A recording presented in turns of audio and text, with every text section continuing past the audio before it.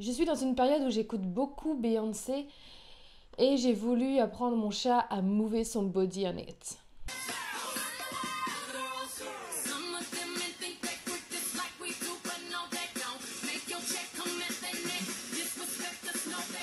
Force est de constater qu'il est complètement nul. Je vois que ça.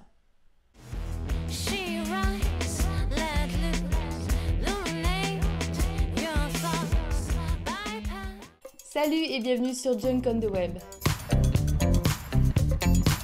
Cette semaine, j'ai adoré le hashtag tweet comme en 2000 lancé par le site Minute Buzz. Le but du jeu était donc tout simplement de tweeter comme si en 2000 Twitter avait existé et ça permet de se remémorer de bons souvenirs.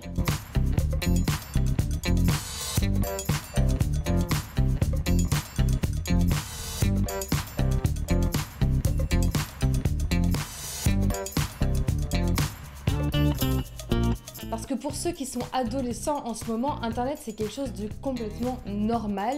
C'est tout à fait logique d'avoir une bonne connexion, d'avoir des choses qui vont vite, d'avoir des réseaux sociaux, d'avoir des messageries instantanées, etc. Mais en 2000, c'était des choses complètement ouf. Et si vous n'avez jamais eu la chance de connaître ce son,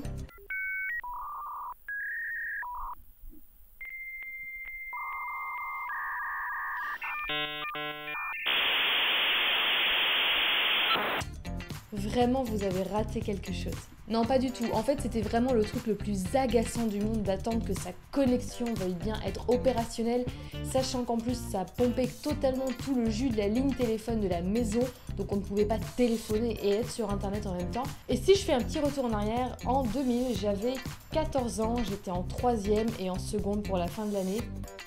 Internet, c'était un truc assez révolutionnaire. On ne comprenait pas trop ce que c'était. Je ne faisais absolument aucune recherche sur Internet. Les recherches à l'époque, je les faisais au CDI ou à la bibliothèque. C'était aussi le tout début des téléphones portables, mais moi, je n'en ai eu un que 3 ans après.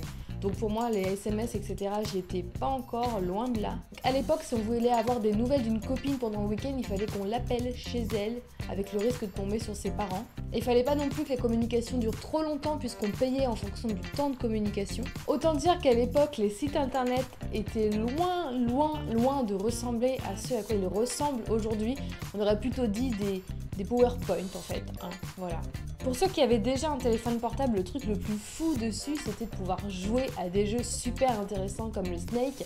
Parce qu'à l'époque, je pense qu'à part la Game Boy, les jeux portables, ça n'existait pas du tout. Donc c'était hyper révolutionnaire d'avoir un jeu sur le même appareil que celui dont on servait pour téléphoner. En 2000, niveau musical, quand on aimait une chanson, c'était pas une question de la télécharger ou de l'acheter.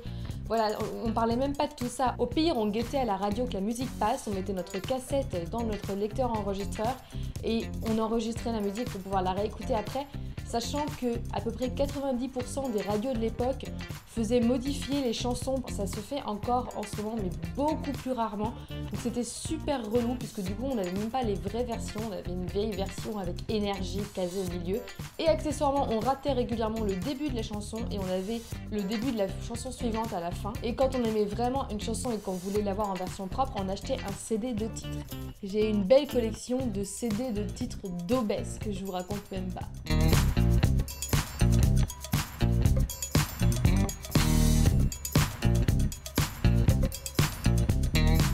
En 2000, il n'était même pas imaginable de faire des vidéos sur YouTube comme je fais aujourd'hui. Les vidéos, c'était à la télé, point barre.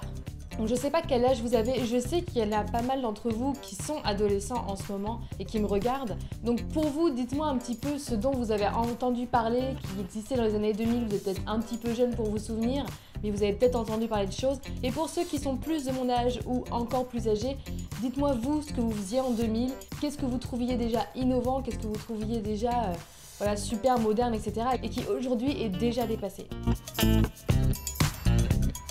Première image de la semaine, c'est cette rencontre ultra mignonne et vous savez à quel point j'aime les choses mignonnes.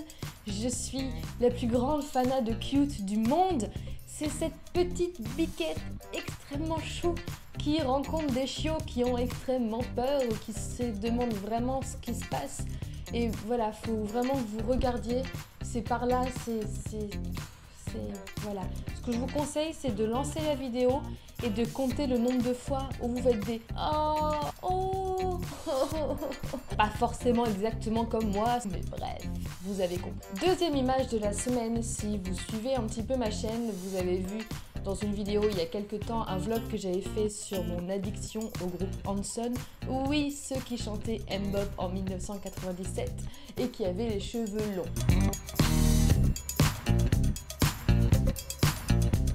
Eh bien, figurez-vous que leurs cheveux, chez les fans, c'est quelque chose de plus ou moins important, mais plutôt plus. Donc, à chaque fois qu'il y a une nouvelle coupe de cheveux, on juge beaucoup, on critique pas mal. Et cette semaine, Taylor, le chanteur principal, le chouchou de ces dames, a fait, je sais pas, de la merde. Hein, je pense qu'on va appeler ça comme ça. Il a coupé ses cheveux au plus court qu'on n'a jamais vu chez lui. Et c'est juste raté. Et comme ça peut sembler débile, mais dans le milieu des fans, c'est non. Juste non. Alors on sait que les cheveux, ça repousse, mais c'est... Comment dire? Nous, les filles, on a tendance à passer beaucoup de temps pour avoir des beaux cheveux, puisque c'est un atout féminin, etc. Certains hommes ont la chance, parce qu'il n'y a pas de justice au niveau de la nature, d'avoir des choses qu'on aimerait avoir, du genre des longs cils de biche ou une ligne de sourcils parfait, et parfois de très beaux cheveux sans rien faire de spécial. C'est son cas, donc... Du coup, il n'est pas censé avoir le droit de faire n'importe quoi avec ses cheveux, hein, parce que quand on voit comment nous on galère pour en avoir des beaux, lui il en a des beaux, il les garde. Bah non, donc voilà, c'est moche. Je vois pas d'autres mots. Troisième image de la semaine, on va rester dans du moche. Je sais pas si vous avez vu le sac à main que Kanye West a offert à Kim Kardashian. C'est moche, hein, encore une fois. C'est un sac qu'il a fait décorer pour qu'il soit unique. Il l'a fait peindre, sauf que la peinture, ça fait un peu penser à cette peinture dans Le Père Noël est une ordure. Bon, après c'est de l'art, voilà, chacun son truc, mais globalement tout le monde a l'air de s'accorder en disant que c'est pas terrible. Et cette semaine, Kim, toute fière, postait une photo sur son Facebook d'elle et de son fiancé en train de marcher dans la rue avec ce sac en disant « Regardez comme mon sac est incroyable ». Et ce qui est le plus drôle, c'est à la fois le sac, hein, pour constater qu'encore une fois, c'est pas une réussite, mais également les commentaires dont voici mes préférés.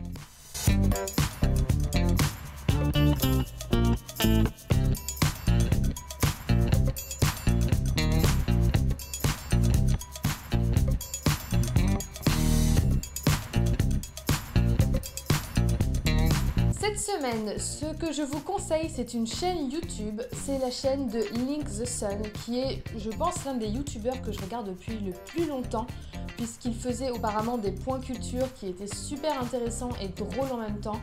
Je suis complètement fan de ce qu'il fait parce qu'il est hyper cultivé, il est super drôle et en plus on apprend réellement des choses. Alors les vidéos sont assez longues en général, c'est pas rare qu'elles dépassent le quart d'heure, mais on voit vraiment pas le temps passer. Et depuis quelques temps, il a commencé une nouvelle rubrique qui s'appelle Non mais t'as vu ce que t'écoutes, où il décrypte en fait les chansons du moment, les chansons du top 50. Alors pour vous donner une idée, dans les 3 qu'il a fait actuellement, il y a Bella de Maître Gims, On ira de Zaz et Game Over de Maître Gims, encore Evita. Et ce que je trouve assez fabuleux, c'est que déjà à la base, c'est des chansons, personnellement, que je trouve assez nazes. Et là, il décrypte vraiment au niveau syntaxe, au niveau sens des phrases, au niveau rime, etc. Le clip aussi un petit peu en général. Et du coup, voilà, c'est-à-dire que même si vous aimez bien les chansons à la base, vous allez vous rendre compte après que oui, non, c'est pas le top. Voilà. Donc je vous conseille vraiment d'aller regarder tout ça, c'est super drôle. Alors, faut pas vous vexer si vous êtes fan des chansons dont il parle, puisque finalement il ne fait que reprendre. Évidemment, c'est pas son style de musique, mais ça n'a rien de méchant non plus. Et voilà, si vous voulez passer un bon moment, je vous conseille pour vous abonner à sa chaîne, c'est ici. C'est terminé pour cette semaine, j'espère que ça vous aura plu. N'hésitez pas à vous abonner.